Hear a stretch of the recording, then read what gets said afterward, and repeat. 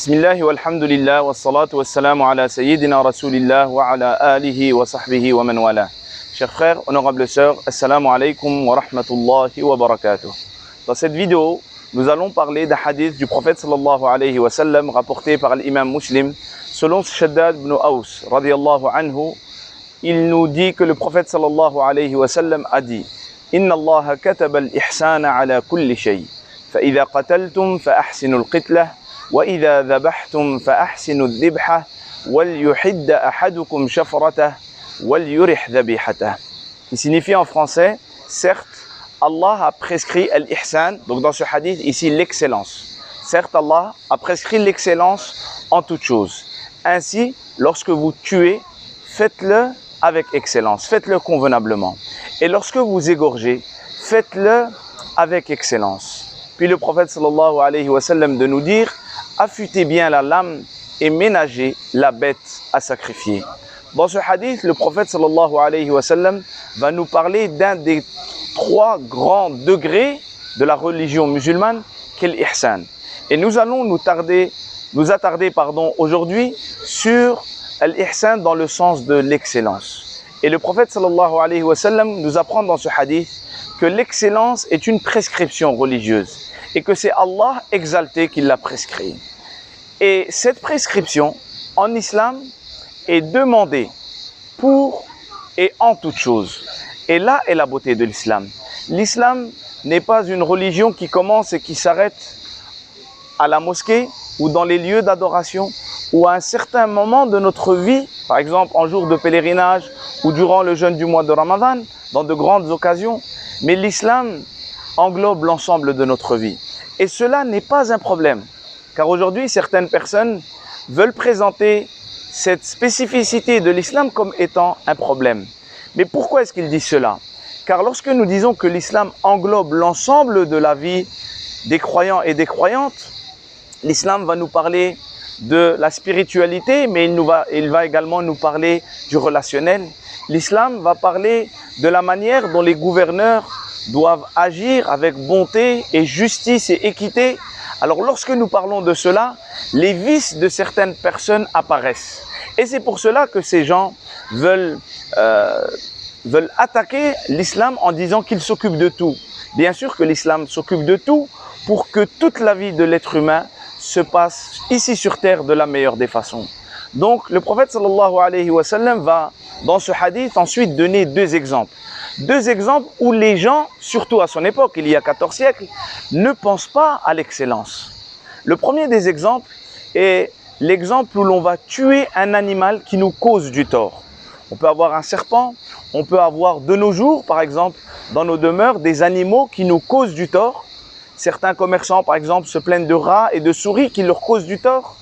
Alors, ces animaux qui nous font du mal et que nous devons tuer, lorsque nous devons les tuer, nous devons le faire avec excellence. Prenons un exemple pour que cela soit plus clair. Une personne qui est commerçante et qui est sa boulangerie par exemple, dans sa boulangerie il y a beaucoup de rats et des souris, alors il va vouloir s'en débarrasser. Il a entre autres deux solutions pour faire simple. Une première où il achètera un produit, un ruban adhésif, un scotch, où la souris va être bloquée. Et cette souris, au bout d'un certain moment, parce qu'elle ne peut ni se déplacer, donc ni boire, ni manger, va mourir.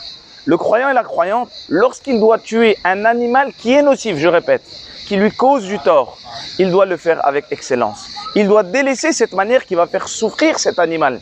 Et il va choisir la manière qui va lui permettre de se débarrasser de cet animal sans lui causer du tort. S'il y a par exemple des gélules qui coûtent plus cher, alors il va les acheter.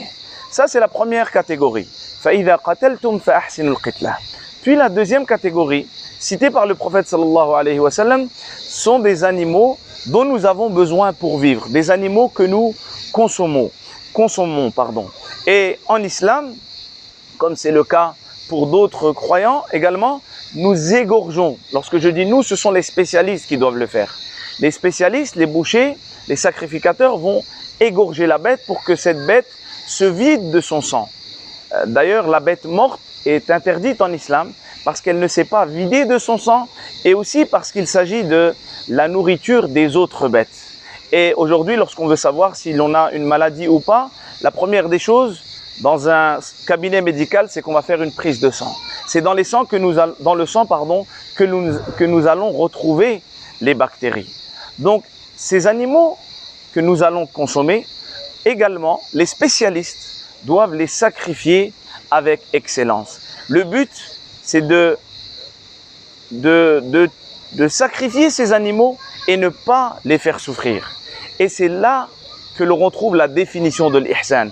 L'ihsan, c'est s'appliquer au mieux pour atteindre l'objectif de ce que nous avons visé et de ne pas faire autre chose. L'objectif, c'est de sacrifier cette bête pour la consommer et non de la faire souffrir. Donc, il faut la sacrifier de la meilleure façon sans la faire souffrir. Et le prophète sallallahu alayhi wa sallam va donner deux précisions. Il va inciter les sacrificateurs à affûter leur lame, que leur couteau soit bien aiguisé et à laisser cette bête se reposer. Donc ici, le prophète sallallahu alayhi wa sallam nous parle de cette excellence vis-à-vis des animaux. Il parle des droits des animaux à une époque où les gens n'en parlaient pas. Il faut être réaliste. Il y a 14 siècles, les gens ne se préoccupaient pas des animaux. Et le prophète sallallahu alayhi wa sallam va en parler. Et il va inviter à être bon et excellent dans le comportement vis-à-vis de ces animaux. Ce hadith nous pousse à l'excellence, à viser l'excellence dans l'ensemble de notre vie. Nous devons viser en premier lieu l'excellence avec nous-mêmes. Nous devons fournir un effort pour être des croyants et des croyantes qui visons l'excellence dans nos études, dans le travail, dans tout ce que nous faisons, dans notre relation avec les gens et aussi dans notre relation avec Allah. Allah Azza wa Jal nous dit dans Surat Al-Mulk, تبارك الذي بيده الملك وهو على كل شيء قدير الذي خلق الموت والحياة ليبلوكم أيكم أحسن عملا. Dans le début de Surat Al-Mulk, Allah Azza wa Jal nous parle du but de notre vie. Nous sommes ici dans une épreuve et Allah Azza wa Jal attend de nous que nous agissons de la meilleure des façons, que l'adoration nous la présentons de la meilleure des façons.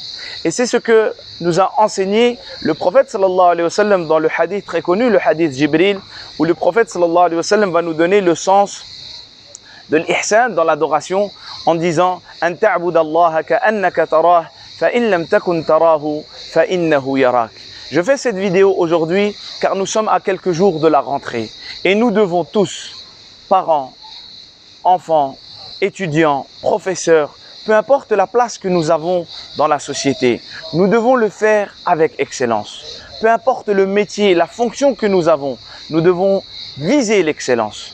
Nous devons éduquer nos enfants en visant l'excellence. Nous devons avoir un relationnel dans notre société avec toutes les composantes de la société en visant l'excellence. Et là, nous avons besoin d'apprendre la sunna. Je l'ai déjà dit, je le répète car j'aime beaucoup cette phrase.